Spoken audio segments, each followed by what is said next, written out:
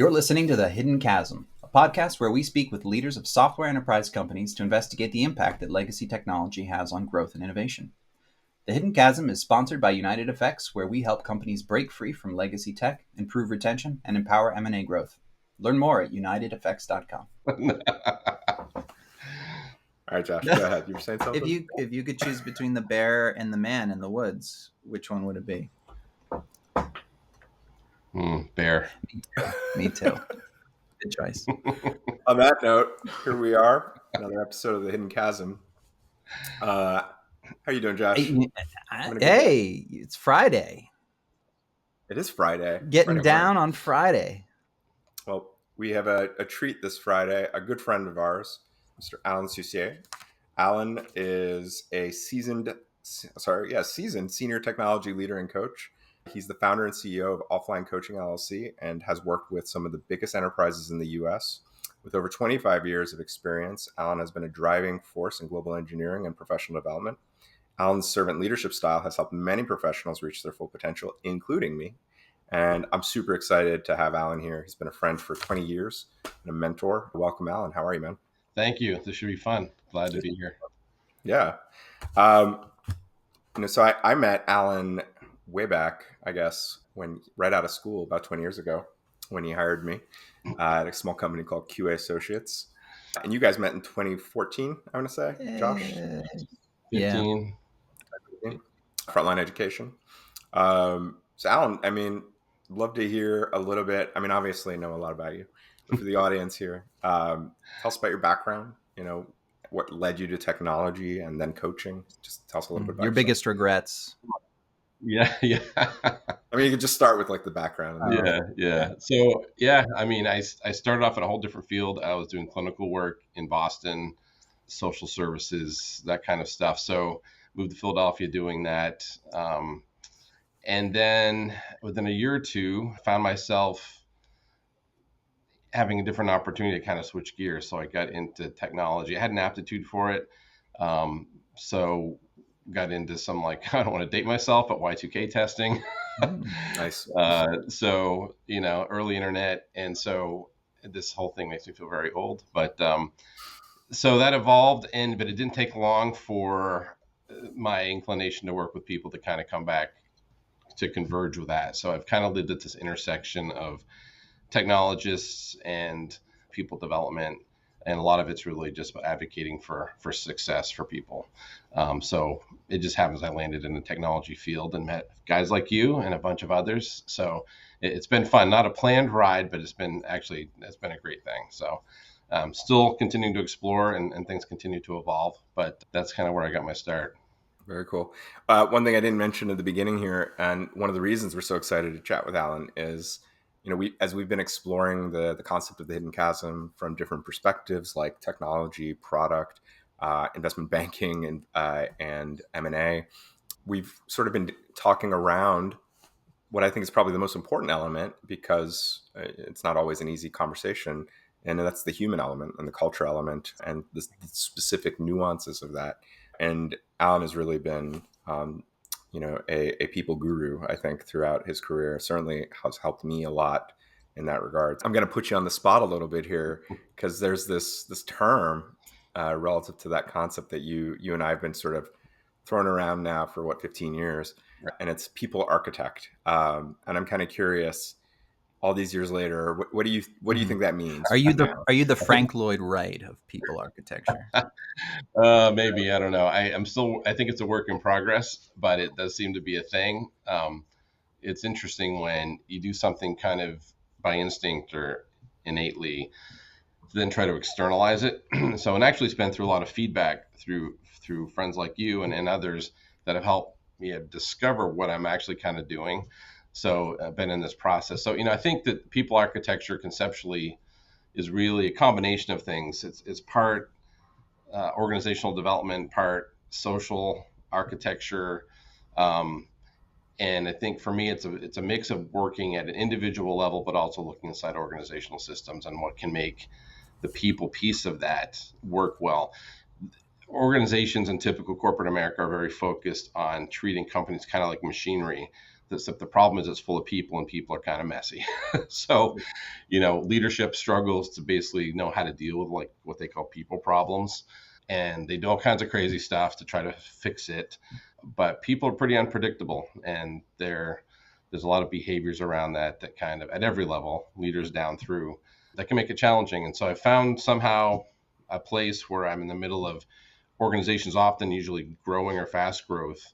How do they kind of travel through that gauntlet of challenges, oftentimes not even sure what it is they're tripping over?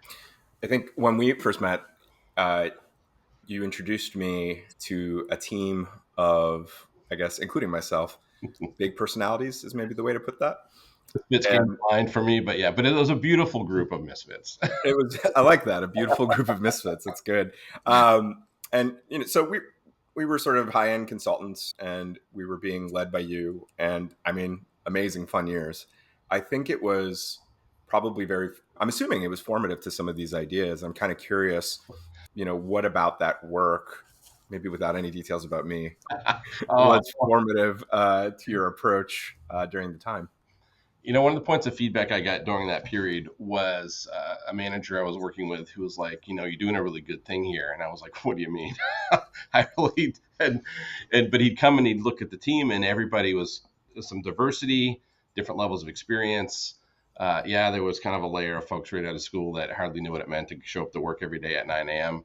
But it was kind of fun to like figure out how to dial in all these different, it wasn't just you, but how to dial in all these different pieces.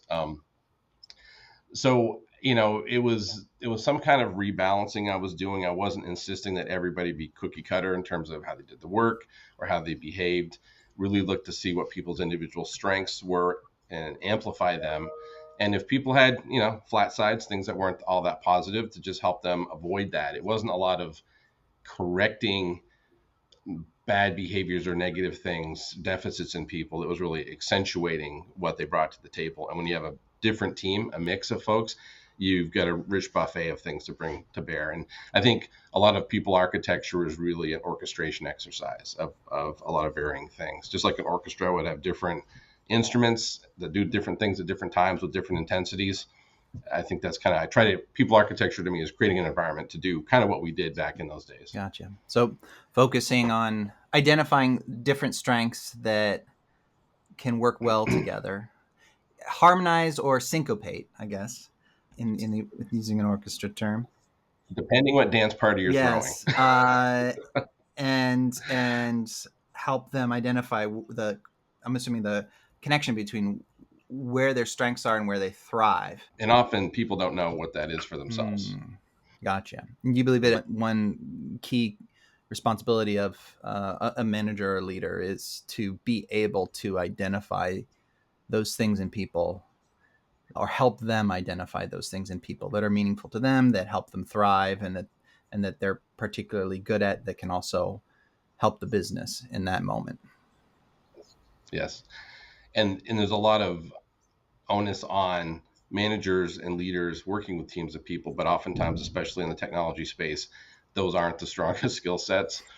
So sometimes it's working at a team level, but sometimes it's working at folks that own those kind of people environments, the teams that you have, the larger sets of teams that may be operating together.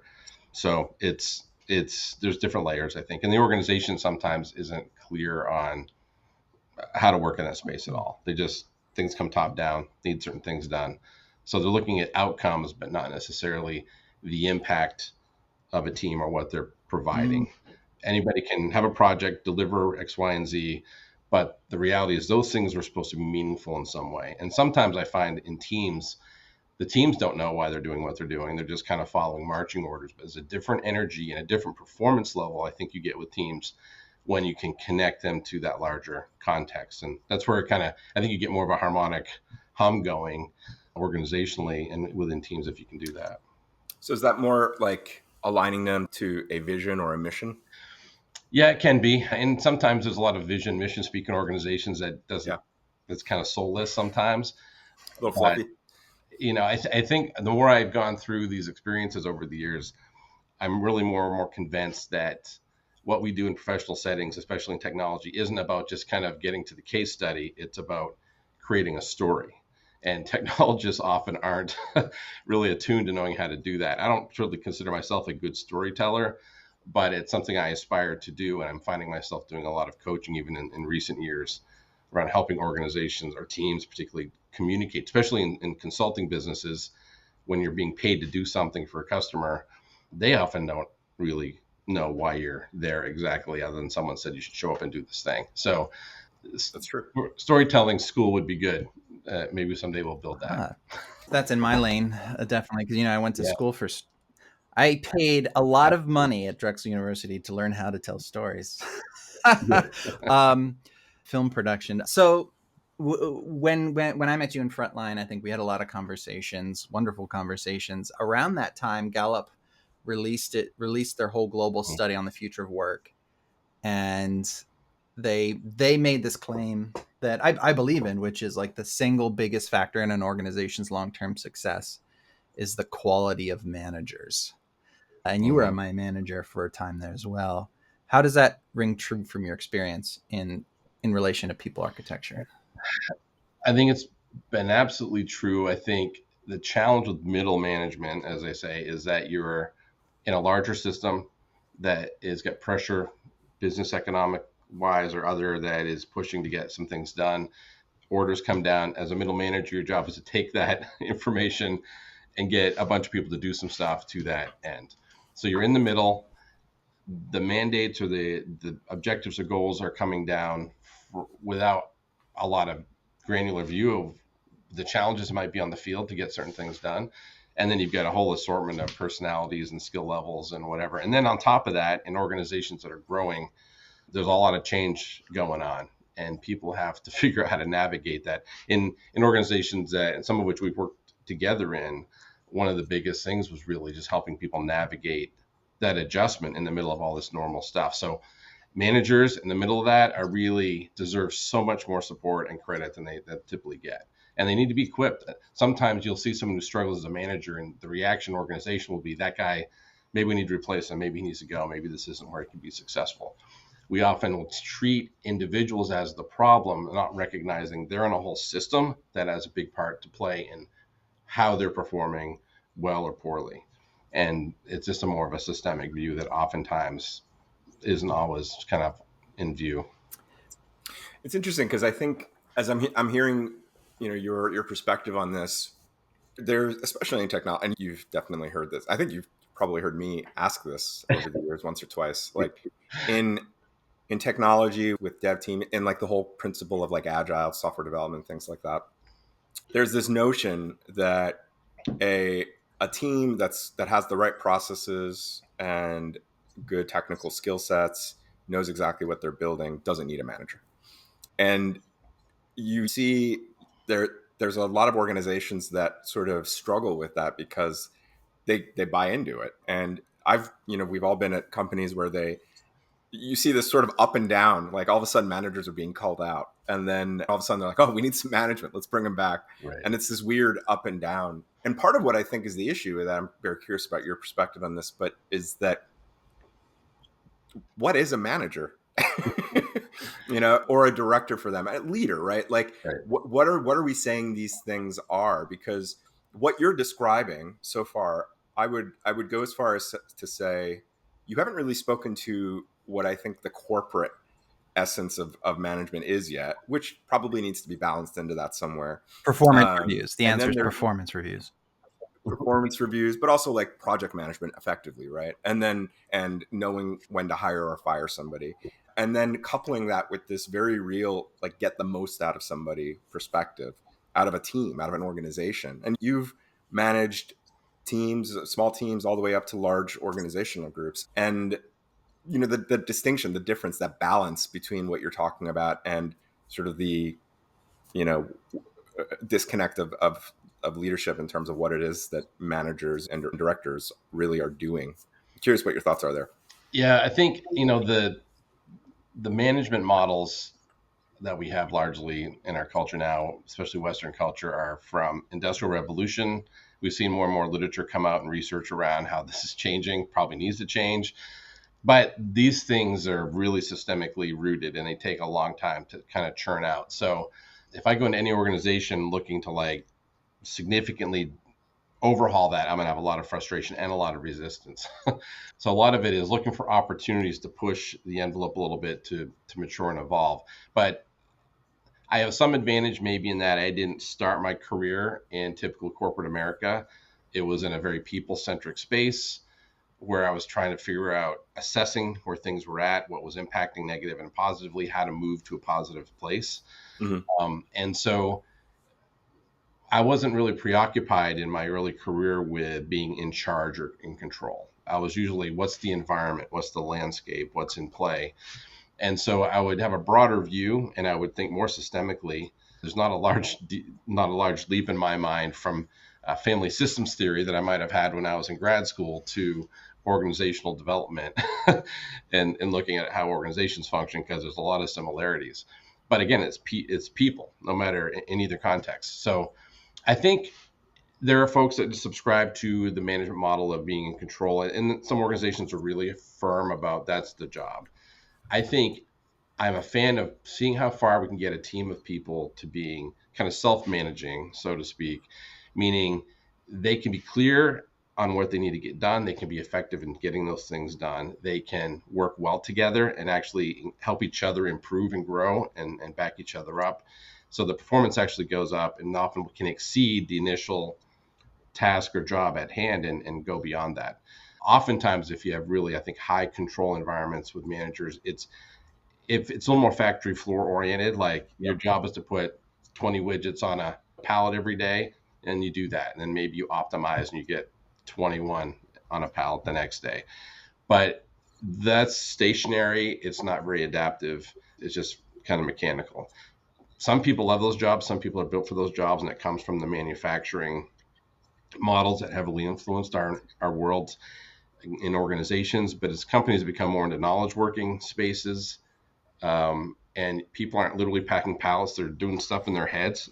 So it's hard to track that, which creates some ambiguity. So I think when there is change in organization and people are doing knowledge work, there's higher level of anxiety with leadership about what's going on, what's effective. And I think that triggers a whole bunch of other behaviors that translate sometimes into really not effective management expectations. And one of the things that I've felt most strongly about is I've watched organizations struggle in their growth and struggle with figuring out how to, especially in the technology side, get technologists into management roles they may or may not even want. Yeah. Part of me is like, who do they look to for the right model? Because the old models are starting to kind of decay and fail, and new models need to replace them, and that will take time. But what are those new models? That's a space that's always kind of fascinated me. And I think it has its pros and cons, but I've had the opportunity to live in a somewhat of an open, not super structured experience base with some of the consulting we've done in the organizations we've been in, where certain leaders would look at my approach and really value it. Others would look at it and be totally confused because I wasn't following the typical hard-nosed manager 101 rule book. And sometimes there was kind of an autoimmune response to that when I wasn't doing those things. But I think it's kind of the price you pay for being on the edge of advancing and evolving people and organizations. Long answer. Yeah, it's a good answer. I also think something I heard you say in there that I think is really important is there's probably an inherent logical fallacy in a lot of organizations as a result of what you're describing, where because a manager may be perceived as not being in control or in charge, that they're redundant and not necessary. And what was interesting about what you were describing is that you're basically saying, well, no, a good manager's goal is that they aren't necessary, that they're basically giving the team the ability to run without them having to manage every element of that. And that's a sign of success. And it's all of these other things that then the manager should also be doing, that's guiding the team, making sure that they stay in that mode, keeping them moving forward. And I think the fallacy is that if somebody doesn't understand the full picture, the full spectrum of what you're describing, that little piece of control is all they really have a handle on. The loss of that control or the perception that control is no longer dependent on that person may make that person feel like that they're not necessary to the organization. And that's the furthest thing from the truth. And that's a really fascinating way to think about it. And I saw you grab a book, Josh, and I suspect you're thinking, because I had a book in mind as well. I'm curious if you were thinking about something as well. No, I was just thinking about the research done by Frederick Laloux on around reinventing organizations and his study of the industrial era and the processes and principles that led to beliefs that are now causing a lot of problems and challenges within organizations today, whether or not they realize it. When we think about like the hidden chasm, like what are the things that are hidden that are contributing to that, to suddenly hitting the wall. Um, but on the people side, some of those beliefs, and I think you spoke to a couple of them, Alan, were things like, people are inherently lazy and they need reward or punishment in order to ensure performance. And these are like beliefs about humanity, like that are like still deep seated in many people, like that people only care about money and they'll do whatever to make as much of it as possible. And they're inherently selfish. They'll always put their interests ahead of the organization, or they always need to be told what to do and how to do it. And that the leaders are there because they're the ones who are most capable of making good decisions that affect the company. And some people don't even realize, like, they haven't even processed that they have these beliefs, but they're operating under them, and they haven't even processed that they have potentially evolved into them from the industrial era. And I'm certain you've like run into these in your journey. Yeah, what's funny in organizations too, those ideas are actually incentivized. So you take your performance review process. I mean, we've all seen this where you're actually told to like basically dumb down someone's performance score because it doesn't fit the bell curve. Like that is so counterintuitive and also gets so far away from what actually I think is the secret sauce for getting the best out of people, which is connecting their abilities to how they can best contribute. Money aside, but when people contribute something that feels is really deeply connected internally to them, what they do well, what they enjoy, what validates their sense of mission in life, when you can let that loose in an organization to something that benefits the external world, then you tend to see a whole different thing take place. But a lot of systems are oriented towards stay in your box. You have to be this way. You do these 5 things every day, and sometimes that's appropriate, but sometimes that's very limiting. And in organizations, especially that are growing and trying to be innovative, although a lot of their behaviors are not anti-innovation, but they really limit themselves. So companies say they want growth, they want X, Y, and Z, they want innovation, but oftentimes, the moment those things start to peak above the waterline, there's reactions and there's a lot of anxiety around it because it's maybe not so controllable, it's not well defined. And I think in terms of like management development and people climbing professionally in an organization, if you're in the mindset or the model where you're trying to enable an ecosystem where talent can be more self-maintaining and have a high agency and autonomy, then you're not going to look like the kind of manager that's in control of a bunch of stuff, and you may not even get promoted because there's a perception about what that role should look like. And I think there's challenges around the incentives with those pieces. So most people aren't willing to give up, like kind of work themselves out of an opportunity. But I think organizations are full of certain pathologies, and that's one of them, that are just bred by a lot of pressures. And I think especially when companies are growing and they're kind of maybe heading to the chasm, they're getting pressure tested by expectations and demands, and then things start to leak. And often that happens around the people structures. And quite honestly, HR and people and culture groups are important, but oftentimes they're not equipped to deal with some of these types of things. They're focused on executing other smaller pieces. And I think organizations too, one of the other patterns is that there's just a bias towards activity, not always the most meaningful or beneficial. So a lot of people, managers, teams are consumed to do a bunch of things because doing and checking things off feels good and it feels like it's certain. But a lot of organizations would actually be served by doing less in certain fronts, but that sounds really counterintuitive. The most CEOs are like, do less, what? That's really about doing the right thing and being way more strategic. And true long-term thinking strategically, most organizations are still very much about near-term activity. I mean, that's a great segue to the chasm itself, you've been, I mean, we've chatted with you about it, so you're familiar with the concept of the hidden chasm. Mm-hmm. Do you want to take a swing in your own words or from your perspective, how you Yeah. describe it? So my view on this is interesting because I immediately think about the people component, and like an organization might be thinking about technical debt or architectural debt when they're kind of racing towards the chasm. I'm thinking about people debt, which, and in things like somewhere I've got a long list of corollaries here, but for an example, organizationally, from a technical perspective, you might be taking shortcuts. You're not working the code through in a more mature way, and you're going to I'll come back and fix that later. Sometimes we do the same thing with people where we need to upskill, but we're running too fast. Like, we just got to get a different person in here. Okay. So you just start short circuiting for near term expectations and demands. So I think for a lot of pieces that are part of what we'd see as technical architectural debt conversations, I think there's a very human counterpart. And then how you solve that, I think, is a mix of things. But there's definitely a piece, and I think at the end of the day, I think people forget that organizations they're just run by people. Like, I think people are the active agents in organizations. There's a scene in this corny movie I like, the Nicolas Cage movie with the what do you call it? The Wicker Man? What is Con it? Air? It's independence stuff. The Declaration of Independence, where he steals. Yeah. Okay. Yeah, National Treasure. National Treasure, yeah. So they steal the document, and they're looking for a secret message. So they put some lemon juice and a blow dryer on it to heat it up to bring the secret message forward.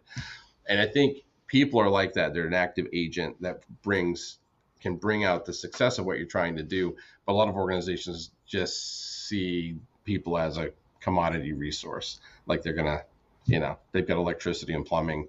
People just are in here to do stuff. And I think that's a real miss for organizations. I think smaller organizations, especially startups, they thrive, and their success are more successful off a very high people quotient. Right. But as they get bigger and they scale out, you mechanize and you operationalize, which makes sense. I mean, scaling requires some process and different structures. But what you need structurally and even from your people is different when you're $1 million company versus a $5 million company versus a $15 million company. So those need to change. And I think one of the things that organizations need to do, especially leadership, is you got to be in a learning posture all the time, and you've got to be focused on realizing the people are what make your business work. One small anecdote related to this comes to mind. I've been taking my cars to a particular automotive shop for really over 20 years. The guy, it was great for all kinds of reasons I won't get into here, but he sold it to another local business guy he had like a 2-bay garage. When he purchased, had like 23 bays and all kinds of people. He had like 25 mechanics. And what I noticed over a 12-month period of time is prices went up, quality went down, service went down, wait times went longer. And you could hear and see even the look on the employees' faces when I would talk to them periodically, or just the customer base. But out of like those 20-something guys he had working there for them, he now has one. They all left. They couldn't handle the transition. And part of it was because the guy did not realize he wasn't buying bays with equipment and parts. He was buying people. Right. It was a relationship, service-driven business. Yes, they fix your tires and your brakes and all of that. But what's heartbreaking is he's a really good guy and deserves to be successful. But I honestly, not to bash on consultants too much, but he hired an automotive business consultant. They installed new software and they pretty much programmed him right into a corner. And I saw him locally eating lunch with his wife a couple weeks ago, and the guy looked like he'd been run over by a truck. Like he's not having success because I think there was an undervaluing of the fact that the people were really the core of what he's doing in his work. And it's different examples, but that's just one that has kind of struck me in recent months. I really like the notion of people debt, because I think we speak about that from different perspectives a lot. And you're right. I mean, even we, as we've sort of been exploring this concept, we've been approaching that element of the conversation as skills gaps and, strategic misalignments and organizational issues, which, I mean, to your point, sort of obfuscates the core of that, which is you're talking about people. It's not some ethereal organizational thing. It's people. And I like that you're pulling it back. I think that makes a lot of sense because it's more than just a skills gap. It could be that they have the right skill, but they're still not the right person for any number of reasons. It's not necessarily a bad thing about that person. So anyway, I think that makes a lot of sense. Yeah, I think we get caught up in our language a lot, and there's certainly business jargon. I heard a term last week. A guy named Bob Sutton, I think, out of Stanford, is writing a new book called The Friction Project. That's kind of fascinating. But I was watching him be interviewed, and I think what was the term they were using our language? It was the idea of jargon monoxide.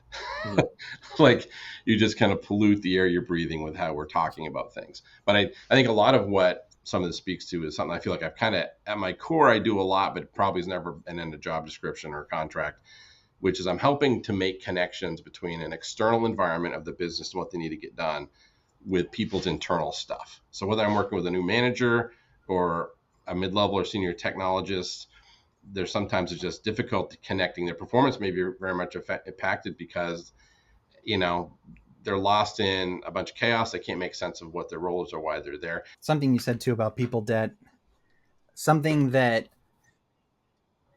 makes me incredibly angry in organizations when I see it is ignoring something you said about ignoring the upskilling or not allocating and focusing on the necessity of that throughout the year, allocating some sort of capacity of their utilization over the week or over the months to say, let's talk about what's going on in the space that we're in the industry. Let's talk about how it's evolving and where it's going. Even though we're here, even though we're not moving, we may not be moving with it. We need to know where it is, and we need to understand how to adapt. Because I see it over and over again where I get to organizations and they hit the hidden chasm. And they go, we'll just have our people solve it. And their people are not equipped. And the conversation is no longer about how do we get our people to solve it. It's about how do we fire 30%, 40% of our staff because they are not skilled. They don't know how to merge newly acquired products. They don't know the new technologies that are required to fix their technical debt issues. They have no clue. And the saddest part is to say, oh, well, the solution is to get rid of them, is like saying, we screwed up.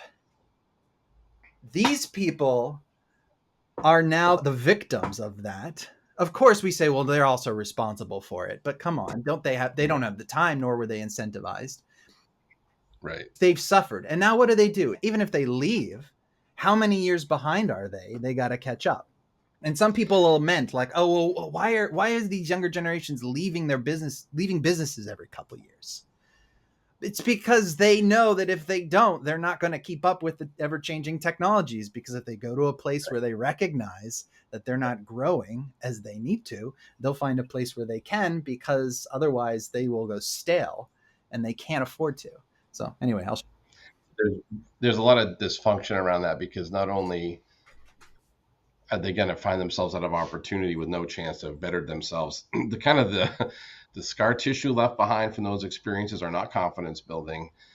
They create less clarity on their own skill set and where they could be successful. Not if they're doing, but the company environment is just kind of creating all kinds of damage around that. And to make it worse, I've seen situations where in organizations that are kind of in that mode, you've got leadership involved where actually even the upskilling where people have had opportunity to do it. I've seen things where there are managers actually undermining it more because of their own incompetence, not because they were doing it to be malicious, but they were actually taking people further away from that success direction, and they're becoming less enabled to become more technically, sharp in a particular area. And then they would turn around and critique them at a performance time or want them put on a performance plan because they weren't X, Y, and Z. But I'm like, this manager was the person who actually kept blocking that 3 or 4 times in the row over a couple of years in one case.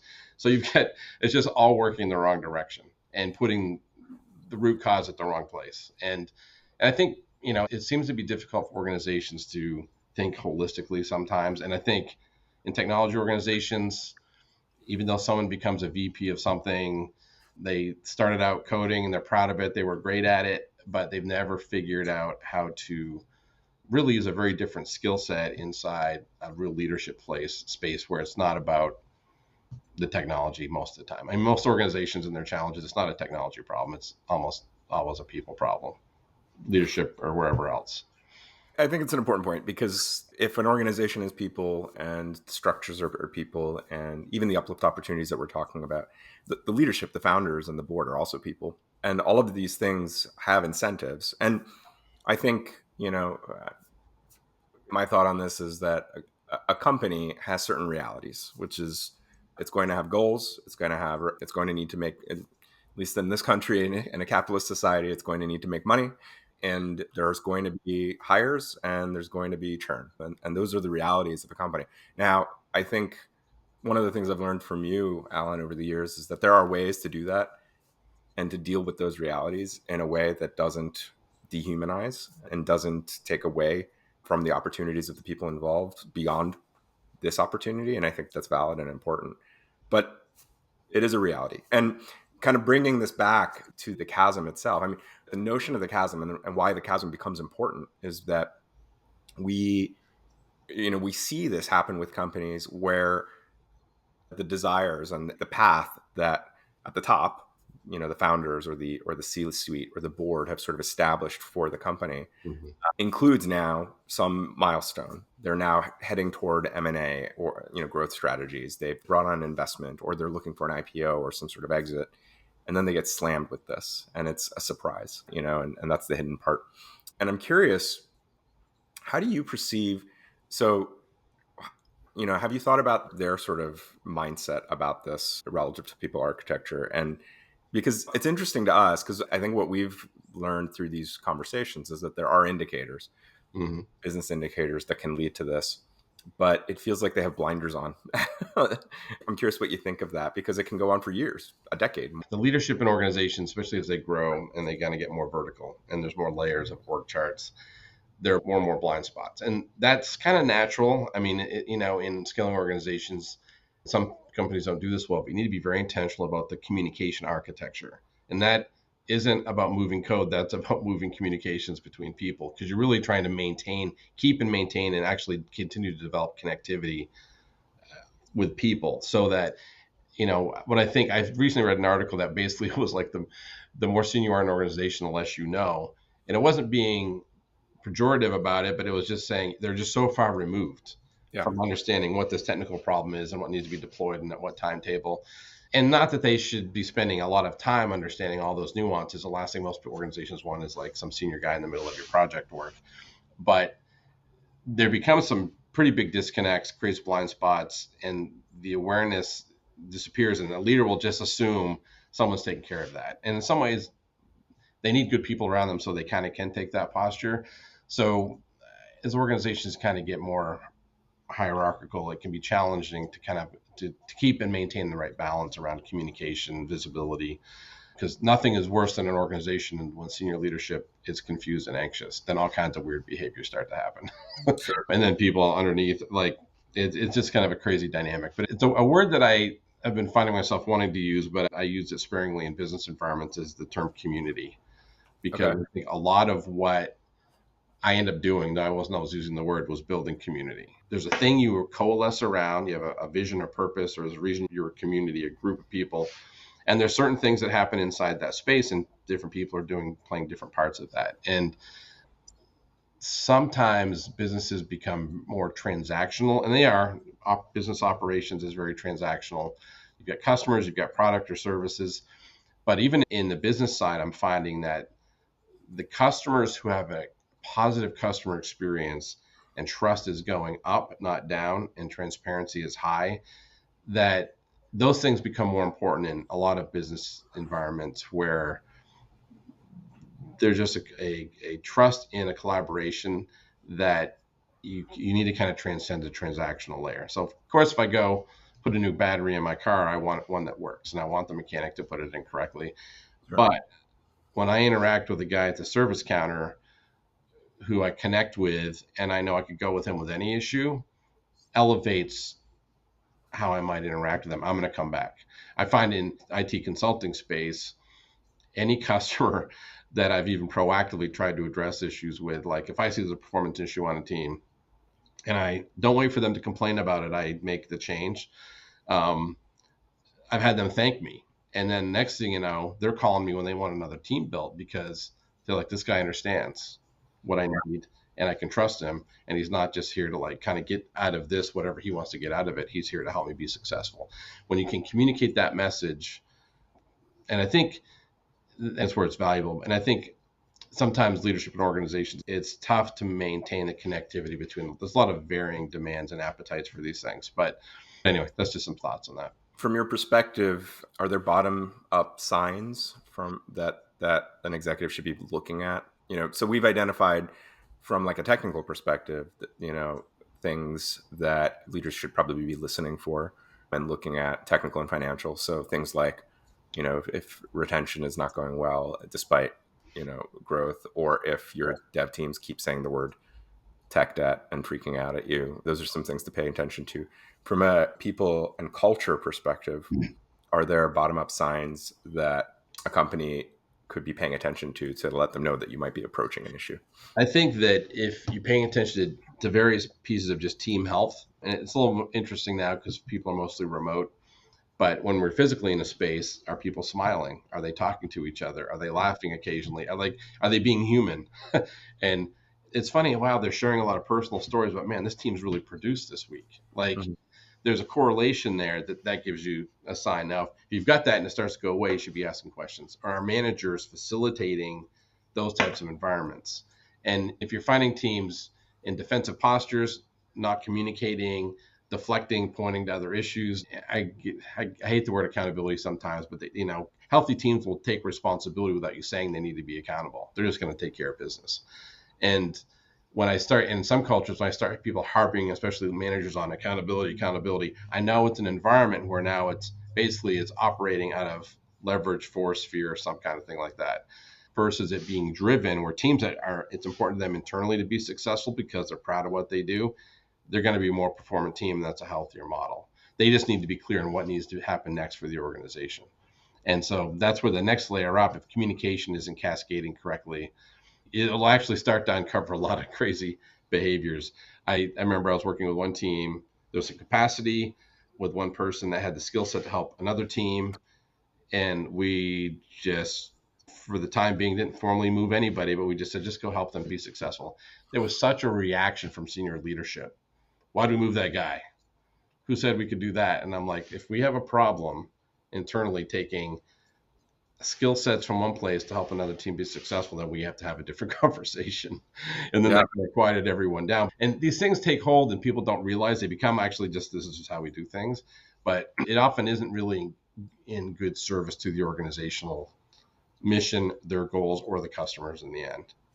And we waste a lot of energy in some of these cycles. And I think the larger the organization, the trickier it gets. And I think one of the things that contributes to this is when a company's been successful doing a thing a certain way for 20, 30, 40 years, and the environment changes, and to the point of the chasm, it's time to be in a different place here, but you're caught short.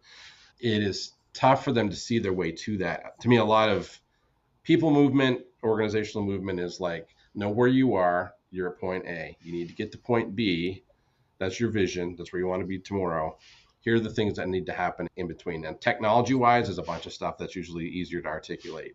Executing it can be challenging. People often don't ask, what do I need from a people perspective to make that happen? And then it's reactive behavior after that. I'm a peacetime person. I'm very diplomatic, but I was raised by a emergency room trauma nurse who was also a coroner. So my father, his default mode is emergency response. It's where he's in war. So even though my default is peacetime, I grew up knowing that you had to shift. You had to shift abruptly when you are in a time of crisis, because every second counts. And the model of how you operate with a team the buildup of safety and competency over long periods of time pays off when effective team needs to go from everything is fine to the house is on fire. Right. And Absolutely. the idea of emergency response preparation and how do you prepare teams for when they have to shift. Because in my own personal experiences, and you've had them too, when companies have hit the chasm, have hit the wall and they realized it, would you say that and I'm trying to like just say in another way what you've been saying and see if it's accurate, that shift from everything is peacetime to we need to shift to crisis mode, and big changes needs to happen, and some of them are going to be painful, that's a very Yeah. difficult shift to make. Yeah, it's hard. In some ways, I think it's because you started later than you could have Mm-hmm. or should have. Right. And leadership needs to have part of, I think, looking forward is anticipating a lot of things in IT particularly, but a lot of things in other spaces too. But a lot of the job is anticipating. And if people are in a mode where they're like just taking their orders and executing week by week, they're not thinking and they're not looking at the long range radar. Leadership managers and leaders particularly, they really need to, because especially organizationally, if you're kind of in a business or market space and a thing's working, and sometimes there's this, yeah, we know we need to make these adjustments, but they undervalue the effort required. And one of the reasons change is hard in organizations start making those changes earlier is because it means people got to give up as to some level what they built their success on, especially if someone's been at an organization for a long period of time. And that's fair. That can be hard. But leadership has got to start recognizing that's a dynamic in play, and you've got to start figuring out how to help them shift. And that's kind of where you're really talking about internal work with people. Leaders, individuals are big like stakeholders and pieces of organizations in functional areas, because you got to prepare them for a different future, but you need to be able to say, here's how you can be successful. This is going to be good for you because new opportunity, new abilities, different type or new type of success for you. And sometimes people aren't that interested if they're really late in their career, but most people are really, if they have a curiosity and any sense of adventure, if they feel like it's safe to do so, it doesn't put them in jeopardy, they will do that. So I think a leader's job, and part of what I think community building is for leaders, is creating safety for change, and not just the vision and not just forcing it to happen, but ideally you want to put a vision out there. You are actually creating the runway where the people you need to make that change happen start moving somewhat on their own with some direction from you. Where when people are late in this and the chasm's coming and they just got to make a hard left, it's just bodies start flying out of the car and there's just consequences. And leaders will get, sometimes people do this, especially senior leaders, they will get their next promotion because they got the job done, but nobody's taking a body count. Right. I think about those people would have been so great to have in your future, but now they're just collateral damage. And that's where sometimes business can take a very, I don't know, transactional mindset around people. They're just, it's expense, it's a cost center, it's whatever, and we've got to make this look better. And we need different type of people. So I don't want to take 3 years to train some guy. Let's just go hire a guy. But there's problems with just taking people off the street, even if they're smart, especially if you've got a designed and healthy culture. It takes time to assimilate because they're humans. Nobody joins a new tribe and becomes chief the next day. There's pieces to it that don't often get attended to in a lot of business practice. You've talked about hero culture, Bo, before, so People bubble up as a result of that. I like that term, by the way. Nobody joins a new tribe and becomes chief the next day. I like that a lot. Hero culture is, I think, an important point, actually. I'm curious, because I think it's an inevitable sort of reality in an environment where things aren't happening. A few personalities will bubble up. Yep. Curious what your thoughts are there. Well, I think the chaos environment, when they're in crisis and half on fire, those heroes show up because you need one of those. You need a problem for a hero. So it's not always, and they will get elevated and they'll become the example. And not that there aren't great things that can happen with heroes that show up to fix things, but oftentimes heroes aren't looking to de-escalate and now share the glory and get other people enabled. They're often like looking for the next fire. And I was in a situation once where someone was looking for promotion and I was asked my opinion and I kind of gave it and I was like, great guy, great skills, but they kind of want to be the guy all the time. And Yep. might have been great for solving a problem, and not that he shouldn't have been part of the thing, but the team play was not high. And of course, they got promoted, problems ensued, and I was kind of like, told you. I didn't literally say it, but I was thinking it. And, part of it is being sensitive to not stop thinking just about a person and what they can do around a specific thing, because you are in a system. Everybody in that system is being influenced by everything around them. And so when you put people in play like that, you've got to kind of decide what you want a result to be. I mean, in some situations, you just want that guy. You need to pull somebody out of a fire, and that's what you do. But you need to not just to think, oh, that's success and move on. Let's do that again. That's not the right pattern for long-term sustainability. And I think sustainability is another thing I've been latching on to lately, because a lot of what we do in organizations isn't really very sustainable, whether it be team operations or whatever. But we are very outcome focused, not sustainability focused. And sometimes that's an okay decision and a trade-off that's okay. But if that becomes your operating rhythm where sustainability is never considered, I think you end up with Chasm-esque problems. Yeah. So what would you recommend to, what are the key leadership strategies that you would recommend to leaders who are potentially in the chasm in dealing with these issues, or at least becoming aware of them? I think things that help. One is, I think leaders need to continually be learning. And I think that's a challenge sometimes for leaders, because they're in a spot where they feel like I'm supposed to already know everything I need to know. So I think maintaining a learning posture to help you continue to create awareness and limit your blind spots is important. I also think there's an issue in most leadership positions. There's just a lot of isolation. And I think finding other people to connect to that can relate to your particular set of issues and challenges, emotionally and otherwise, is important. But often, and some people are of the mindset, that's just kind of the school of hard knocks. You get through it, and if you survive it.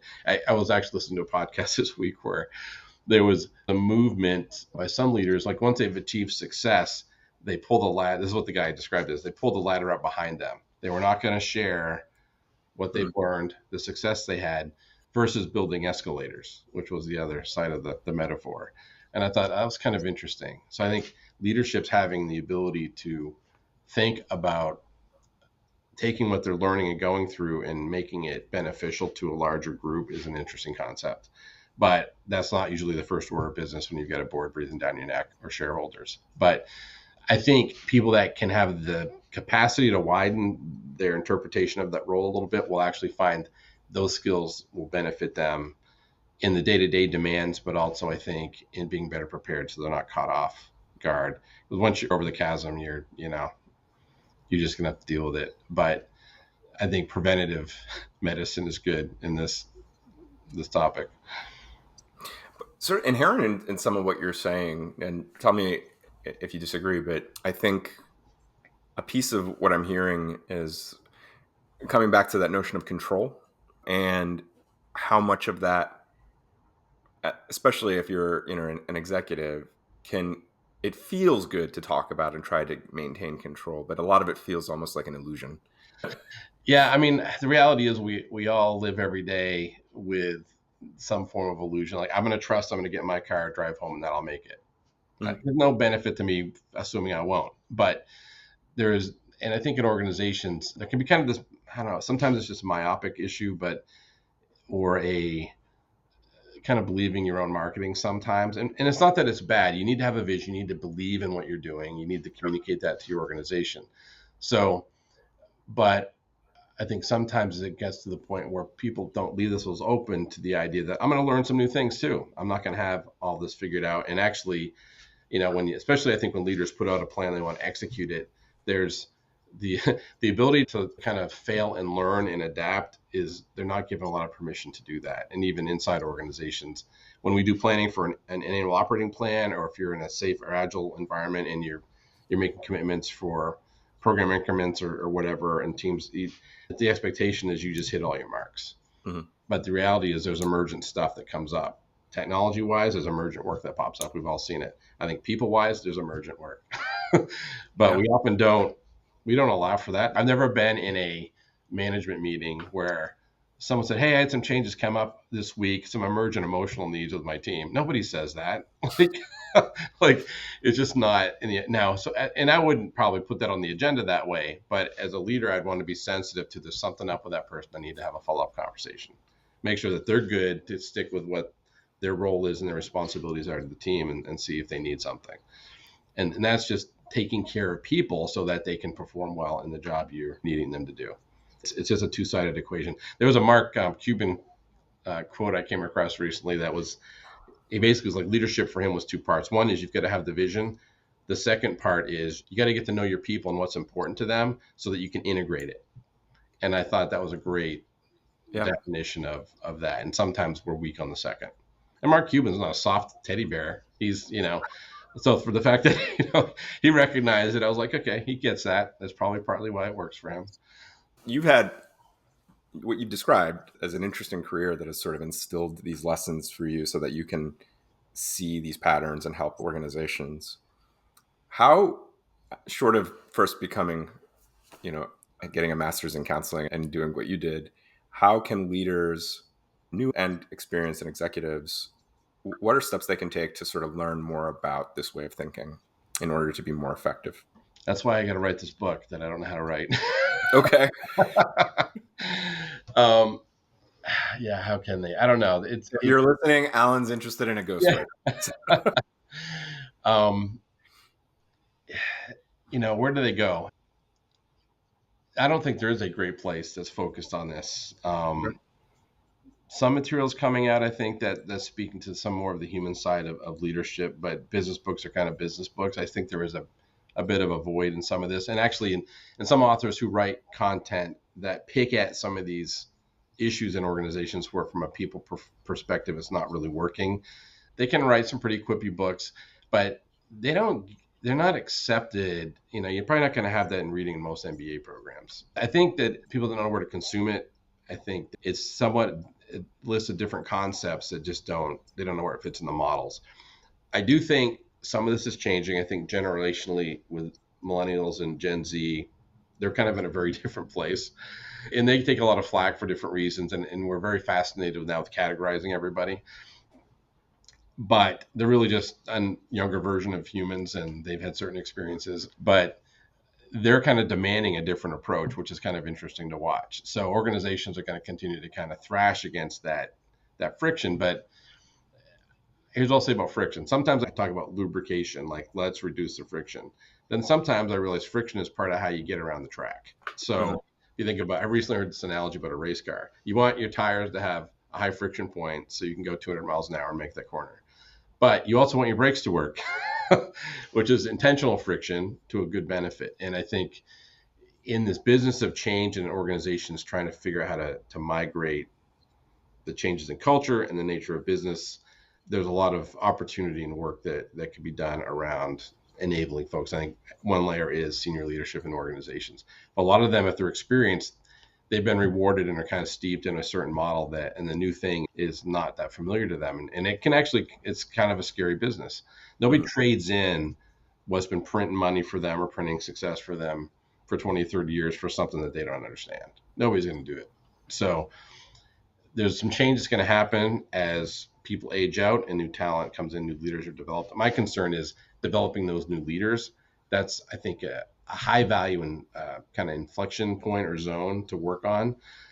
Now, if there's people already in, maybe someone's still got 15, 20 years left of their professional career, they're a senior leader. I think those folks need a different kind of community where they can explore these things safely, because some of them work in environments where bringing these things up is not going to go well. It's not going to fly. When you're, and if you're founding a company or if you're CEO, confidence is a big piece of the equation. If you walk into a meeting and say, I'm not so sure about this thing, I'm kind of feeling unsure about whatever, that is not going to play well. So there needs to be a different place where people can kind of be vulnerable, be safe. And sometimes that is with peers. Sometimes it might be a therapist. I don't know, but it's, different kinds of things. So I think there's opportunity there. And I'm not sure what all should look like, but I think some of the stuff we've talked about would be some good fodder for it. Makes sense.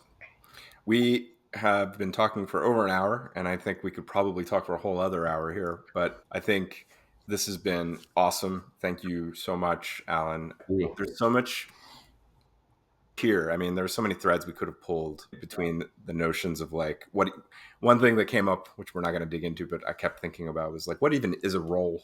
You know, like when we talk about these widgets of people and things like that. But lots of opportunity to chat more. Alan, I want to kind of give you an opportunity here. If you'd like to plug anything you'd like to plug, the stage is yours. I appreciate the chance to talk this out. It's cool to have a space for this. Even just prepping some thoughts for this, I was like, this might be part of the book I need to write. So for some organization of some of my thoughts, I'm kind of in deep research mode on how do I write a book about some of this stuff. I kind of don't really want to, but I think that's why it might be a good thing to do it. Some people just want to write a book to be the guy who wrote a book. I'm like, I really don't care about that. But I do care about helping people. And to your point, if I could find a way to put some answers, so to speak, or some helpful information into something people can consume, I think that's worth doing. I'm not sure how to do that exactly, but we'll see. But, other than that, I think, I don't know if I want to date myself, but I'm 56 and I still have some career left. And what's cool is I have more things I want to do around this stuff. And I'm trying to find ways to get less and less limited by typical models and do some new things. So I'm totally open. People that love this space, I want to hear from them. If there's leaders or managers or anybody that's some of this stuff's resonated with, let's chat. It'd be cool to help you out. So anyway, it's been fun with you guys too. We've had a lot of history, so we can talk about these things and we have a lot of stories to share. And we can always do part 2. Yeah. And absolutely. you're offlinecoaching.io? Yes, offlinecoaching.io. If you've loved this conversation like we have, definitely reach out to Alan at offlinecoaching.io. And you're on LinkedIn as well, so Yes. people can find you there. Awesome conversation. I think the people element of the hidden chasm is something we're just starting to scratch the surface of. And it's just as important as the financials and technical debt and all of these other elements that I think we've been chatting about. So thank you, Alan. Very good. Tune in again for another episode soon. Thank you so much. Great. Thank you. Thanks for listening to the Hidden Chasm podcast with your hosts, Bo Motlaw and Josh Smith, and sponsored by United Effects. We hope you enjoyed our deep dive exploring the impact of legacy technology on enterprise agility. Follow along as we explore this further by subscribing to the podcast at thehiddenchasm.com. Thanks again, and we'll see you next time.